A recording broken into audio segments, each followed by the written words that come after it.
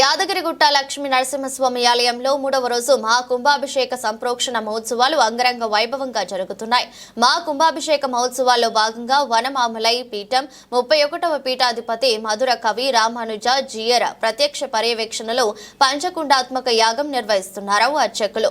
ఈ నెల 23 వరకు మహాకుంభాభిషేక సంప్రోక్షణ పూజలు జరగనున్నాయి. 23న శ్రీ సుదర్శన లక్ష్మీ నరసింహ దివ్య విమాన స్వర్ణ గోపుర మహాకుంభాభిషేక ప్రతిష్ఠ జరగనుంది. వేద ఇతిహాస పురాణ రామాయణ పారాయణలతో ఉదయం లక్ష్మీ నరసింహస్వామిని ప్రత్యేక అలంకరణ చేసి తిరువీధి సేవలు యాగశాలకు తీసుకువచ్చి చతుస్థానార్చన విమాన దుగ్దేవత విశేష హోమాలు పంచవిశంతి కలశ స్థాపనను మూల మంత్రమూర్తి మంత్ర వాహనము నిత్య పూర్ణాహుతి నివేదన నీరాజన మంత్ర పుష్పం సాత్తుమరై తీర్థ ప్రసాద గోష్ఠి నిర్వహించారు. వేద మంత్రాలు మంగళ వాయిద్యాల నడుమ అంగరంగ వైభవంగా నిర్వహించారు. ఈ దేవాలయానికి కొన్ని వేల సంవత్సరాల నుంచి వానమామలై పీఠాధీశ్వరులు ఈ ఆలయానికి ఆచార్యవర్యులుగా జగత్ ప్రసిద్ధి చెందినటువంటి వారు. 31వ పట్టం పీఠాధిపతులు వానమామలై రామానుజ జీయస్వామి వారు. వారి సంకల్పం ద్వారానే ఆలయం జీర్ణోద్ధారణ చెయ్యాలి అనే సంకల్పం కలగగానే మన గత అధికారులు స్వామివారికి బాలాలయం చేశారు. ఆ బాలాలయం జరిగినప్పుడు స్వామివారి యొక్క మంగళాశాసనంతోనే కార్యక్రమాలన్నీ కూడా శ్రీమతే రామానుజాయ నమః, శ్రీ యాదాద్రీశాయ నమః.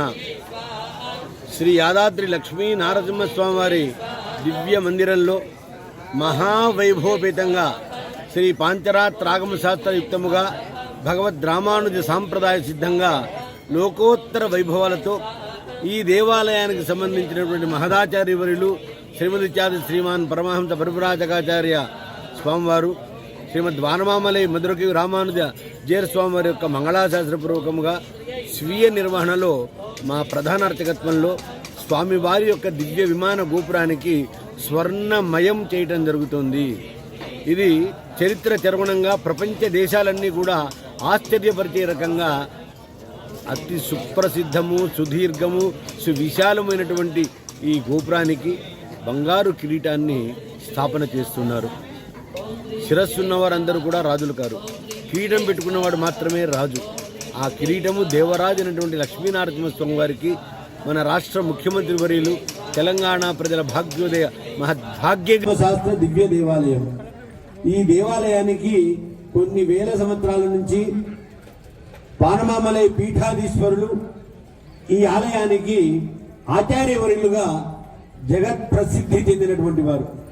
31వ పట్టం పీఠాధిపతులు వానమామలై రామానుజ జీయస్వామి వారు.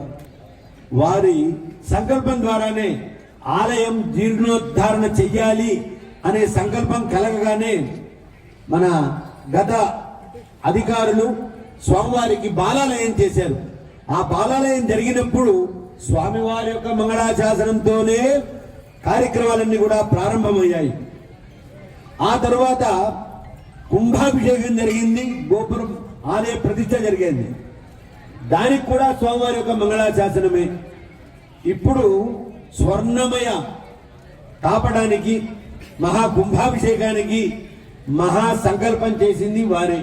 ఆ సంకల్పానికి మంగళాశాసనము జరిగి వైభవంగా జరుగుతున్నది కూడా స్వామివారి యొక్క దివ్య మంగళాశాసనమే. ఆ మంగళాశాసన పూర్వకంగా ఈ కార్యక్రమం మహావైభవంగా జరుగుతుంది. రేపు 23వ తారీఖు నాడు వృషభ లగ్న పుష్కరాంత శుభముహూర్త కాలంలో అనగా 11:54 మన రాష్ట్ర ముఖ్యమంత్రి వర్యులు శ్రీమాన్ యనుమల రేవంత్ రెడ్డి గారి యొక్క పర్యవేక్షణలో స్వామివారి యొక్క మంగళాశాసనంతో